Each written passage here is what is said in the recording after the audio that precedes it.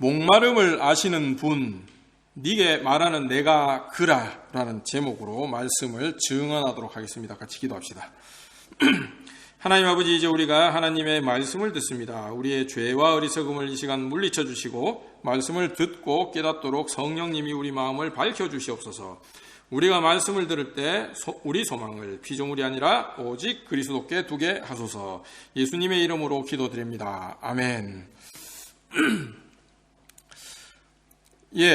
오늘 우리가 교독한 본문은 기독교인들에게 또 교회를 다니는 사람들에게 너무나 익숙한 우물가의 여인, 사마리아 여인 이야기죠. 이 여인은 예수님과 성경 전체에서 어떻게 보면은 참 아이러니하게도 가장 길게 대화를 나눈 인물 가운데 하나입니다. 베드로 이런 사람들보다 더 대화의 분량으로 보면 더 많은 이야기 분량인 것 같아요. 그래서 보통 우리가 일반적으로 봤을 때에 어떤 종교 경전에서 교주와 가장 긴 대화를 나눈 사람은 언제나 수제자나 특별한 좀 이렇게 자격을 가진 사람일 텐데, 요한복음에서는 남편이 5이나 있었던, 당시 사회에서는 이렇게 좀 결코 좀 따뜻한 시선을 받지 못했을 그런 여인이 그 자리를 차지하고 있습니다. 게다가 이제 유대인도 아니고 사마리아 사람이죠. 그럼에도 예수님은 이 여인과 길게 말씀을 나누셨고, 요한은 그 대화를 또 매우 자세히 기록해 놓았어요. 이는 오늘 우리가 함께 읽은 이 말씀이 어떻다는 말입니까? 그만큼 중요하다는 뜻이에요. 단지 사마리아, 당시 사마리아, 그다음에 여자, 그런 특수 상황에 어떤 속한 사람에 대한 이야기이기도 하지만 그것을 더 넘어서는 어떤 보편성을 가지고 있다라는 소리겠죠. 그래서 지금 예수님은 그 유대 땅을 떠나서 갈릴리로 가시려고 합니다. 그런데 예수님은 굳이 사마리아를 통과하시죠. 3절에 보면은 유대를 떠나 다시 갈릴리로 가실새 사마리아를 통과하여야 하겠는지라 이렇게 되어 있어요. 제가 굳이라는 표현을 썼는데요, 이게 다 이유가 있습니다. 사마리아 땅은 솔로몬 때에 이스라엘이 북이스라엘, 남유다, 우리가 이제 자녀들 성경 공부할 때 이 이야기를 조금 했었는데, 이렇게 두 나라로 나뉠 때 북이스라엘의 수도인 사마리아, 그 사마리아가 있던 지역이죠. 그런데 북이스라엘이 이제 아수르에 망하고 여기 살던 10지파는 아수르와 통혼하면서 혈통적으로 종교적으로 혼합이 일어났습니다. 그래서 예루살렘을 중심으로 한 유다 사람들에게 사마리아와 또 사마리아 사람들은 부정한 걸로 이렇게 규정이 됐죠. 혈통도 섞이고 종교도 좀 이상하게 되고, 열심히 있는 유대인들은 갈릴리로 갈 때 사마리아를 가로질러 가면 가까운데 일부러 사마리아를 우회해서 다녔습니다. 그래서 부정한 사마리아 그리고 사마리아 사람들과 접촉하지 않기 위해서죠. 모세율법의 관점에서 보면 유대인들의 행동에는 나름의 일리가 있습니다. 율법은 이스라엘의 정체성을 육신을 따라 규정하고, 돼지처럼 부정한 짐승을 가까이 하지 말라고 하고, 또 어떻습니까? 여호와 외의 신들을 섬기지 말라고 명령합니다. 그런데 사마리아 사람들은 혈통과 종교가 이미 오래전에 이방과 섞여버렸기 때문에 모세율법 기준으로 보면 그들의 육신도, 그들이 사는 땅도 어떻게 보면 부정한 것이 되는 것이죠. 그러니 율법을 육신의 차원에서 그 의의를 따지면, 의로움을 따지면 유대인들의 배척이 완전히 터무니없는 생각만은 아니었다는 것이죠. 일리가 있다. 어떻게 보면 육신을 따라 보면은 그 결론이 맞을 수밖에 없다. 우리가 이렇게 생각을 해볼 수가 있는 것이죠. 그러나 예수님은 단순히 차별은 나쁘다, 사마리아를 차별하지 말라는 식의 도덕적 구호를 자기 의로 내세운 것이 아닙니다. 그래서 우리가 항상 이제 저번에도 한번 말씀드렸지만 이 복음서나 이런 것을 봤을 때에 우리 당대에 옳다 여기는 것을 자꾸 대입해가지고 보려고 하면 안 됩니다. 모세율법에서 뭐를 옳다 했느냐 그르다 했느냐 이것을 기준으로 예수님이 어떻게 이야기를 하시고 그 구조에 어떻게 들어가시냐 이래 생각해야지. 우리가 우리 입장에서 보면 당연히 차별하면 안 되죠. 지금 우리의 윤리에서 보면은 그래서 그렇기 때문에 이제 예수님도 그리 이야기했을 것이다. 이렇게 도약을 하면 안 된단 말이죠. 그 시대의 모세율법은 실제로 이스라엘과 이방인을 분명히 구분했고 오늘날 기준으로 보면은 차별처럼 보이는 규정들도 하나님이 모세에게 주신 율법 안에 있습니다. 그래서 우리가 보기에 또 윤리의식이 진보했기 때문에 그 진보된 것으로 이렇게 거슬러 봤을 때에 아하 이거는 잘못됐으니까 당연히 폐지가 저절로 될 것이다. 이래 생각하면 안 돼요. 이게 저번에도 이야기했지만 깨끗함이 부정함보다 우위였고 율법에 따르면 이스라엘은 이방인보다 나은 자리였습니다. 예수님도 이런 하나님이 세우신 율법 질서를 자기 마음대로 폐지하실 수는 없었습니다.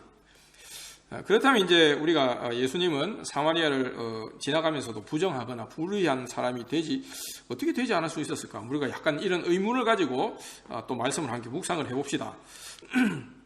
예수님은 수가라는 동네에 이르렀습니다. 사마리아의 수가라고 하는 동네에 이르시니 이렇게 되어 있죠. 야곱이 이게 중요합니다. 야곱이 그 아들 요셉에게 준 땅이 가깝고 거기 또 야곱의 우물이 있더라. 예수께서 길 가시다가 피곤하여 우물 곁에 그대로 앉으시니 때가 6시쯤 되었더라. 사마리아 여자 한 사람이 물을 기르러 왔음에 예수께서 물을 좀 달라 하시니 이렇게 되어 있습니다. 무슨 말이에요? 예수님이 피곤하셔서 야곱 우물 곁에 앉으시고 마침 물 길러 온 여인에게 물을 달라고 하시죠. 이 우물은 어떤 우물입니까? 하나님과 씨름해서 이스라엘 하나님과 싸웠다. 하나님을 이겼다. 뭐 이런 이스라엘이라는 이름을 받은 야곱이 남긴 우물로 이스라엘 12지파의 이 조상 야곱, 아브라함, 이삭, 야곱이잖아요. 야곱의 어떻게 보면은 직접적인 흔적이라고 볼 수 있죠. 예수님 당시에도 여전히 풍성한 물을 공급하며 주변 사람들을 먹이고 있었고 그 우물이 바로 이제 사마리아 수가에 있다는 것은 아마도 그 지역 사람들에게는 큰 자부심의 근거였을 것입니다. 이 지역은 이스라엘을 애굽으로 인도하고 번성하게 한 요셉 지파의 땅과도 가깝고 우리가 잘 아는 대로 요셉은 두 지파 뭐예요? 에브라임과 므낫세 지파의 아버지가 될 만큼 번성한 인물이었죠. 출애굽기에 보면 나오잖아요. 그러니 유대인들이 지금은 사마리아인을 부정하다고 멸시하지만 수가 사람들 마음속에는 어떨까요? 원래 우리가 진짜 이스라엘이다. 우리가 사실은 이스라엘 본류다. 우리가 비록 역사적인 과정에서 우리가 좀 실수도 하고 좀 여러 가지 섞이기도 하고 했지만은 사실은 우리가 진짜 이스라엘이다. 야곱의 흔적을 가진 우리가 더 야곱에 가깝다. 너희들이 뭐 이스라엘, 아브라함, 이삭, 야곱의 자손이라 하지만 사실은 너희들에게 뭐가 있어? 우리는 야곱의 우물이 있다. 요셉 지파의 이 유산이 있다. 우리가 이런 강한 자부심이 있었을 것입니다. 그 자부심을 상징하듯이 야곱의 우물은 여전히 그들을 든든히 먹이고 있었습니다. 그런데 사마리아 여자는 이렇게 대답합니다. 당신은 유대인으로서 어찌하여 사마리아 여자인 나에게 물을 달라 하나이까? 이는 유대인이 사마리아인과 상종하지 아니함이라라 이렇게 되어 있어요. 유대인들이 사마리아 사람들을 차별하는 것은 맞지만 그렇다고 해서 사마리아 사람들도 그냥 당하고 살지는 않았다는 것이죠.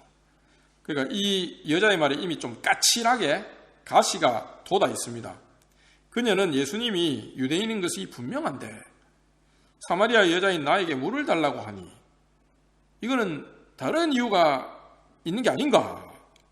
아마 이렇게 생각을 했던 것 같습니다.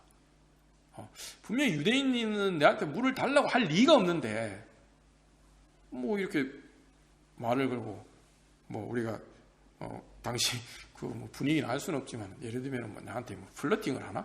뭐 이런 생각을 했을 수도 있겠죠. 예수님과 사마리아 여자는 이렇게 벌써 어긋나 버립니다.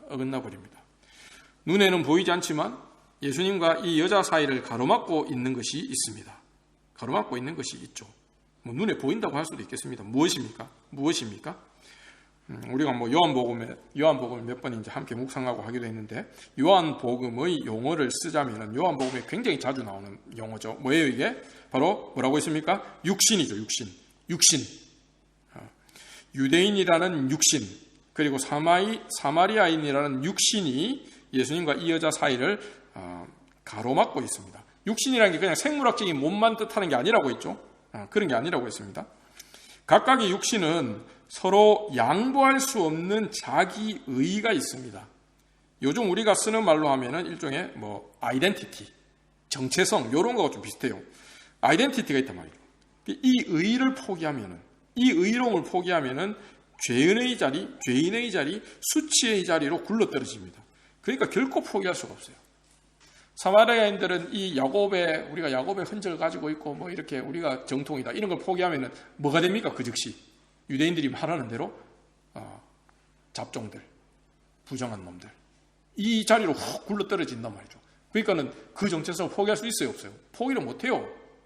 그래서 오히려 유대인들에게 맞서서 자기 나는 대로 세운 그 논리와 아이덴티티를 맞서서 이렇게 대항을 시켜야지 그렇게 규정당하지 않을 수 있게 되는 것이죠. 결코 포기할 수가 없어요. 그런데 예수님은 뭐라고 대답하십니까? 10절에 보면은 네가 만일 하나님의 선물과 또 네게 물을 좀 달라 하는 이가 누구인 줄 알았더라면 네가 그에게 구하였을 것이요 그가 생수를 네게 주었으리라 이렇게 이야기합니다. 예수님은 이 여자가 하나님의 선물을 모른다고 말씀하십니다. 이렇게 말씀하시는 근거가 무엇입니까? 그녀가 사마리아 사람이라는 그 육신을 내세우고 있는 바로 지금의 그 상황이죠. 사람이 자기 정체성, 자기 의와 자랑거리를 내세우는 이유는 무엇일까요? 다시 말하면 자기 육신을 내세우는 이유는 무엇일까요? 바로 자기를 근원적으로 채운 선물을 받은 적이 없기 때문입니다. 사람은 항상 허합니다. 공허합니다. 텅 비어 있어요. 항상 목마름에 시달립니다. 생물학적으로도 그렇고 영적으로도 그렇죠. 그런데 이 목마름을 무엇으로 채웁니까? 바로 육신이죠. 내 눈에 좋아 보이는 것. 그래서 기꺼이 나라고 여기고 나의 일부분으로 삼은 것. 하와가 선악과를 보니까 먹음직도 하고 보암직도 하고 최종적으로는 지혜롭게 할 만큼 탐스럽기도 한 그런 어떤 내 결핍.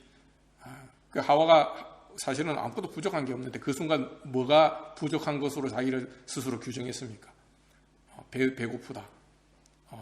아름다운 것이 없다. 지혜가 없다. 이런 존재로 규정을 했기 때문에 선악과를 따먹은 거 아니에요. 그렇게 된 것이죠. 이런 것이 이제 육신이죠. 기꺼이 내 눈에 좋아 보이는 것. 그래서 기꺼이 나라고 여기고 나의 일부분으로 삼은 것. 이것이 육신입니다. 사람마다 자기의 근원적인 목마름을 육신으로 채우려고 하죠. 내가 육신을 가지고 있으니 나는 목마르지 않다고 생각합니다. 자기 목마름을 알지도 못하죠. 심지어 하나님을 만나지 못하면 이 상태를 벗어날 수 없습니다. 그러나 사람이 이렇게 육신을 자랑하고 또 한편으로는 육신 때문에 열등감을 느끼고 부끄러워하고 목말라 하는 것은 그가 하나님의 선물을 모르고 하나님께 선물을 받은 적이 없다는 증거일 뿐입니다. 사마리아 여자는 자기가 예수님에게 우물에 물을 퍼서 준다고 생각하죠. 11절에 보면 주여 물기를 그릇도 없고 니한테 이 우물 깊은데 어디서 당신이 그 생수를 얻겠사옵나이까. 약간 이제 비꼬는 것이죠. 약간 어떻게 보면. 그래서 자기에게는 물이 있다고 생각합니다. 내가 당신에게 물을 주는 입장이지 당신이 나에게 물을 주는 입장이 아니지 않느냐라는 생각이죠. 야곱의 우물물을 기준으로 생각하면 이게 당연합니다. 예수님은 지금 우물 앞에 있긴 하지만 우물물을 길어 먹을 수 있는 능력이 없어요. 심지어 먹을 것도 지금 없어가지고 제자들을 마을에 보냈잖아요. 그래서 그 보낸 시간에 바로 이 여자를 만나. 그게 이제 제6시죠. 그게 이제 그 시간의 의미입니다. 예수님이 지금 육신적인 먹거리를 이 여자한테 줄 수 없는 입장이라는 게 딱 박혀 있잖아요, 여기에. 그 여자도 그걸 지적하는 거예요. 우물물은 깊은데 물을 기를 그릇도 예수님에게는 또 없지 않습니까? 두레박도 없어요. 오히려 야곱의 우물물에서 물을 기를 수 있는 능력은 지금 물동이를 갖고 온 이 여자에게 있습니다. 나에게 달라고 정중하게 부탁해도 시원찮을 판에 지금 무슨 소리냐, 이런 마음이 여기 드러나 있는 것이죠. 그녀는 자기에게 물을 기를 그릇이 있으니 물을 길어서 마실 능력도 있다고 생각을 하죠. 또 물을 마실 능력이 있으니 목마르지 않다고 생각합니다. 이러한 그녀 자신감의 근거는 무엇입니까? 12절에 아까 읽은 대로 우리 조상 야곱이 이 우물을 우리에게 주셨고 이렇게 돼 있어요.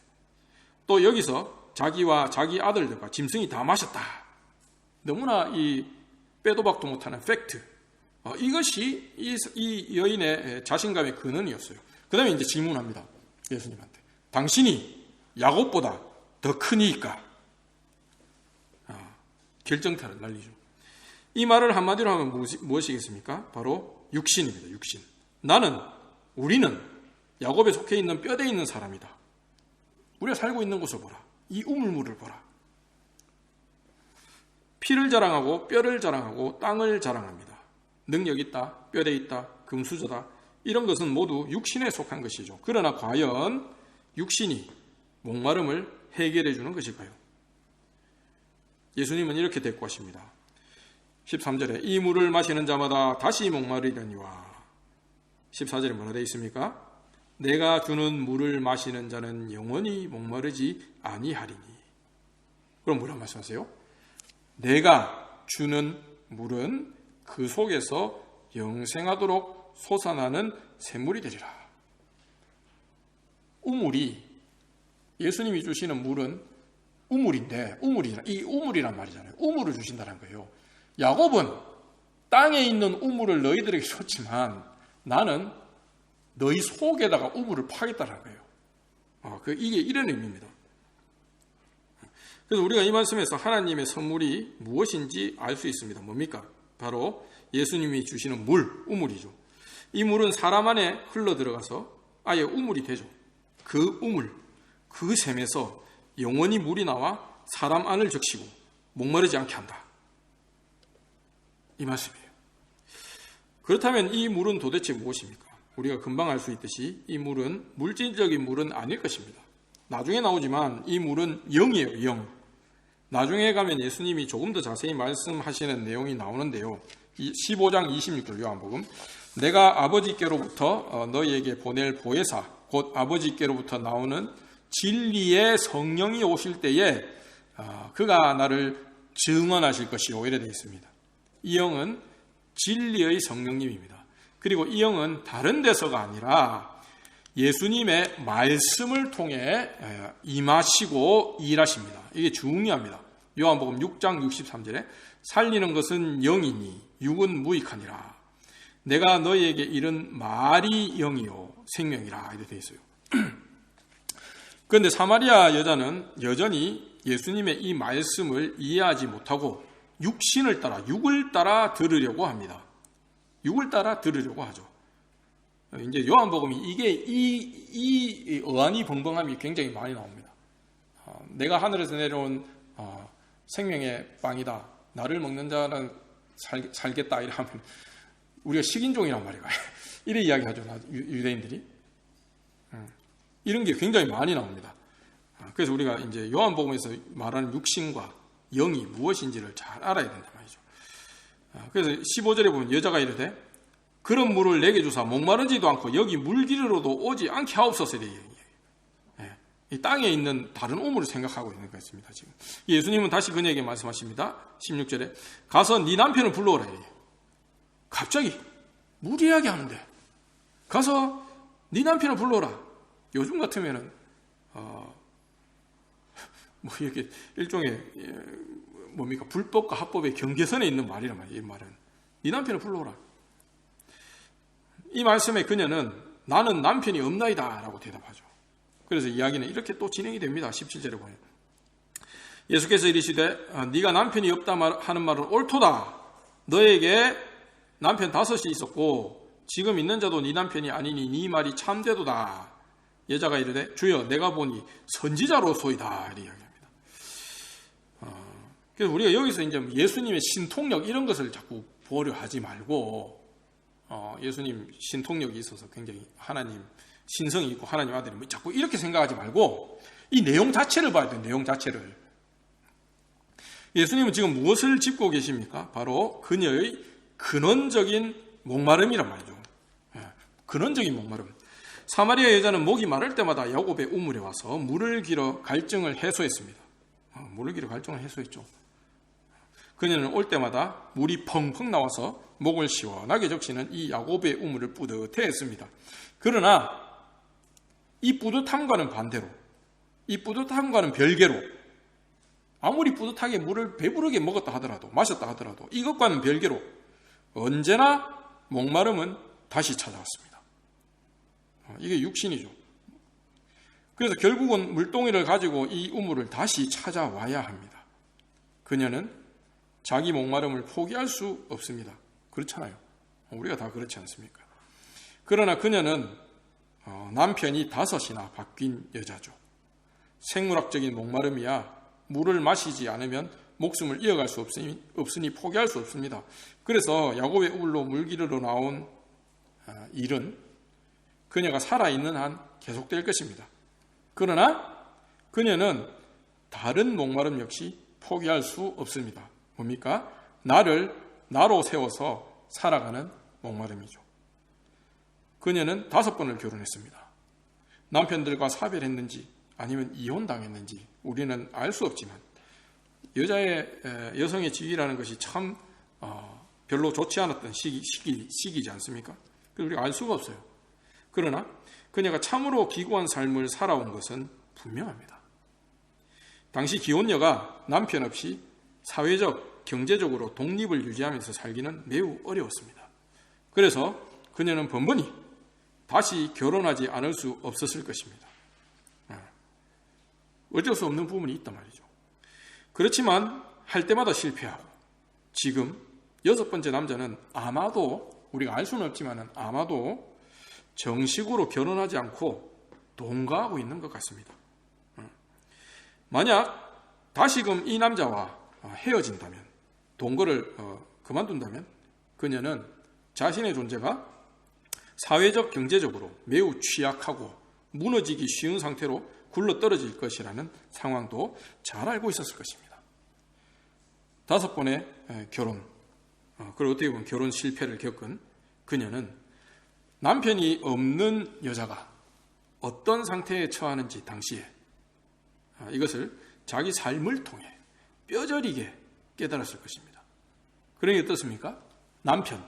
이 남편이라는 존재는 그녀가 원하든 원하지 않든, 어쨌든 원하든 원하지 않든 그 현실에서는 어떻습니까? 나를 나로 세워주는 존재, 내가 내 전체를 의탁할 수 있는 존재라고 할 수 있습니다. 말하자면 당시의 남편은 나를 생존하게 하고 살아가게 하는 어떤 육신적인 조건, 육신의 조건, 육신적 조건을 총괄하고 대표하는 존재라고 할 수 있습니다. 우리가 사는 시대로 보자면은 돈, 재물 같은 것이죠. 좀 비교를 굳이 해보자면 요즘은 많은 사람들이 그래서 굳이 결혼을 하지 않더라도 안정적인 수입이 있다면, 재산이 있다면 나답게 살아갈 수 있다고 여기죠. 그래서 굳이 남자 혹은 여자에게 의지하지 않아도 된다, 이렇게 여깁니다. 그런데 그녀는 예수님께 남편이 없다고 대답했습니다. 남편 없다. 이 말은 물론 표면적으로는 그녀가 이 남자와 결혼하지 않았다는 의미일 수 있습니다. 그러나 그렇다 하더라도 그러나 어떻습니까? 그 속 깊은 뜻은 무엇이었겠습니까? 무엇이겠습니까? 그녀는 떠나지 않고 자기와 함께 하면서 목마르지 않게 하는 샘물을 아직 만나지 못했다는 것이죠.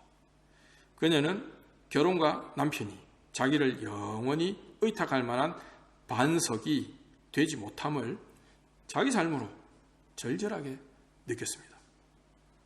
그녀는 지금 한 남자와 살고 있지만 여전히 목마르죠.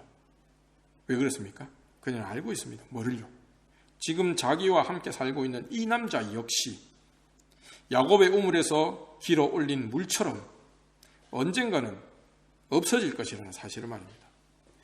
그러므로 먼저 번 5 남편과 마찬가지로 이 남자 역시 그녀를 영원히 목마르지 않게 해주지는 못할 것입니다. 함께 살고 있지만 남편이 아닌 이 남자는 그녀의 목마름을 근원적으로 해소하지는 못합니다. 그렇다면 한 남자와 100년 해로하면, 한 남자와 쭉 끝까지 결혼을 유지하면서 100년 해로하면 그 남자에게 자신을 영원히 의탁할 수 있을까요? 결혼을 5번이나 해본 이 사마리아 여인은 알고 있었을 것입니다. 그렇지 않다는 것을 말이죠. 그렇지 않다는 것을 그녀는 5번이나 결혼하게 된 자기 삶 전체를 통해서 체득했습니다. 그러니 그녀 마음 깊은 곳에서 나온 말은 나는 남편이 없다는 말이죠. 예수님은 이런 그녀의 사정을 꿰뚫어 하셨습니다. 네가 남편이 없다 하는 말이 옳도다.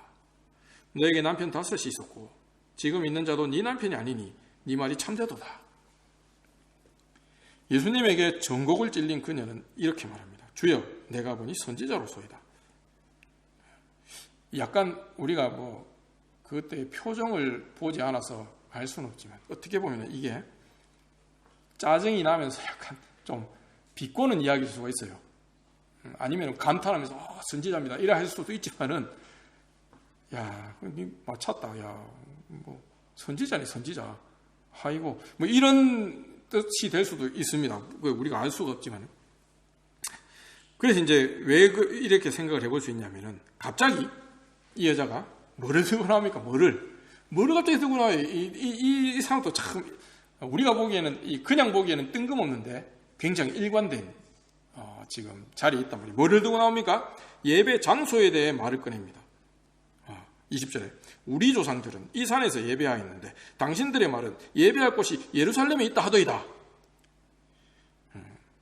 무슨 말이에요? 결혼과 남편에게 자식을 의탁하지 못한 이 여자가 찾은 것이 바로 조상들의 전통입니다. 사마리아 여자가 자기들이 예배하고 있다는 이 산, 20절에 나오는 그 산, 이 산은 우리가 이제 구약 성경을 보면 예전에 한번 설명을 드렸던 기억이 있는데요. 그리심산이죠. 그리심산은 모세가 율법의 축복을 선포한 산입니다. 이게 신명기 이제 27장, 여호수아 8장 이런 데 나오죠. 사마리아 사람들은 아브라함이 이삭을 번제로 드리려 했던 산 역시 그리심산이라고 그렇게 이야기를 합니다. 그래서 그들은 이 산에 성전을 세웠어요. 그런데 우리가 잘 아는 대로 당시 유대인들은 예루살렘이 성전이 있어야 할 자리라고 생각하고 거기에 이제 성전을 세우고 그렇게 했단 말이죠. 우리는 그리심산이나 예루살렘이냐 그리심산이냐 예루살렘이냐 하는 논쟁이 사마리아인들과 유대인들 사이에 놓여 있음을 알 수 있습니다. 지금 그녀는 사마리아 사람으로서 유대인인 예수님께 도전하고 있는 것입니다. 그녀는 의지할 반석을 찾지 못하여 마음은 공허하고 목마르지만 해결이 안 되지만 이 공허함과 목마름을 조상들의 전통을 연구하고 자기 나름의 견해를 세워서 그것을 굳게 붙들고 옹호하는 것으로 해석하려고 합니다. 해소하려고 합니다. 좌파냐 우파냐 이게 맞냐 저게 맞냐 이런 것에다가 자기를 의탁해가지고 거기에 단단한 견해를 세워서 내 안에 있는 공허함을 그 단단함으로 해결을 하려고 하는 것이죠. 자기 내면의 결핍과 공허를 자기가 내세우는 견해의 단단함으로 대체하려고 합니다. 그것을 입으려고 하죠. 그래서 단단하다. 이게 바로 갑옷이 되는 것입니다. 그러나 자기 안에 그 공허함은 없어지지가 않아요. 아무리 단단한 것을 걸쳐도. 겉으로는 요즘 우리가 쓰는 말로 하면 기센 여성처럼 보이지만 그 내면은 여전히 공허합니다. 신뢰하고 의지할 만한 반석을 만나지 못했습니다. 영원한 남편을 만나지 못했습니다. 예수님은 분명 혈통으로 보자면 유대인이죠. 그러니 상식적으로 보자면 예수님은 사마리아 여자의 말을 반박하고 예루살렘이 하나님을 제대로 예배할 수 있는 장소라고 대답하셔야 합니다. 그런데 예수님은 이렇게 말씀하십니다. 21절에 여자여 내 말을 믿으라. 이 산에서도 말고 예루살렘에서도 말고 너희가 아버지께 예배할 때가 이르리라 이렇게 되어 있어요. 이 말씀의 뜻은 무엇일까요? 무엇입니까 이게? 장소가 문제가 아니다 이거예요. 장소가 문제가 아니고 때가 문제래. 타이밍, 때가 문제라는 것입니다. 때가. 사마리아 여자의 조상은 이제 그 헬라어 원어로 보면 아버지들. 사마리아 여자의 조상은 아버지들은 예배 장소를 정해준 사람들이죠. 그러나 그들은 그녀의 5 남편들과 마찬가지로 목마름을 해결해 주지 못했습니다. 그녀는 아버지들을 통해, 아버지들을 통해 예배 장소, 그 그리심산, 오케이, 맞다, 그 말이 맞네. 그 예배 장소, 그리심산에는 이르렀지만, 예배 장소에는 이르렀지만, 거기서 하나님을 만나지 못했습니다. 만약 그녀가 하나님을 만났다면, 우리는 어디서 하나님을 만나서 예배할 것인가 하는 질문을 더 이상 말하지 않았을 것입니다. 아버지들은 영광과 위험 가운데서 예배에 대해 거룩한 말들을 풀어내었지만 그들이 정해준 장소에서 그들이 정해준 방식대로 드린 그 예배에서조차 그녀는 하나님을 만날 수 없었습니다. 이 아버지들에게서 하나님과 예배에 관한 수많은 말을 들었는데도 그러합니다. 그러나 예수님은 지금 한 아버지께, 어떤 한 아버지께 예배할 때가 올 것이라고 말씀하십니다. 사마리아 여인의 아버지들은 어디서 예배할 건가? 이거를 이야기했지만 예수님의 아버지는 그 아버지께 예배할 때가 올 것이라고 지금 이야기를 하시죠. 예배는 당연히 하나님께만 드리는 것이니 예수님이 지금 말씀하시는 이 아버지는 하나님일 것입니다. 그렇지 않습니까? 아버지는 말하는 존재죠. 사마리아 여자는 지금까지 자기 아버지들의 말을 아무리 귀담아 듣고 마음에 새겨도 하나님을 만날 수 없었습니다. 왜 그랬습니까? 그 아버지들은 하나님이 아니었기 때문입니다. 그들은 하나님이 아닌데도 하나님에 대해 말하고 하나님을 예배하는 장소에 대해 말했습니다. 그러나 예수님은 지금 뭐라고 말씀하십니까? 하나님이 아버지가 되는 예배가 올 것이라고 말씀하십니다. 그때가 이를 것이라고 말씀하십니다. 아버지는 말하는 존재이니 하나님이 오셔서 말씀하시는 예배를 드릴 때가 올 것이라는 뜻입니다. 예루살렘이 예배 장소라고 말하는 유대인들은 그리심산이 예배 장소라고 말하던 아버지들만큼이나 헛다리 짚었습니다. 그런데 예수님은 또 이렇게 말씀하십니다. 22절에 너희는 알지 못하는 것을 예배하고 우리는 아는 것을 예배하노니 이는 구원이 유대인에게서 남이라 이렇게 말씀하세요. 그렇다면 여기 22절에 나오는 유대인들은 누구일까요? 예수님과 싸웠던 그 유대인들이라기보다는 이 유대인들은 뭡니까? 예루살렘이 예배 장소라고 말하는 사람들이 아니라 하나님을 아버지로 아는 사람들이죠.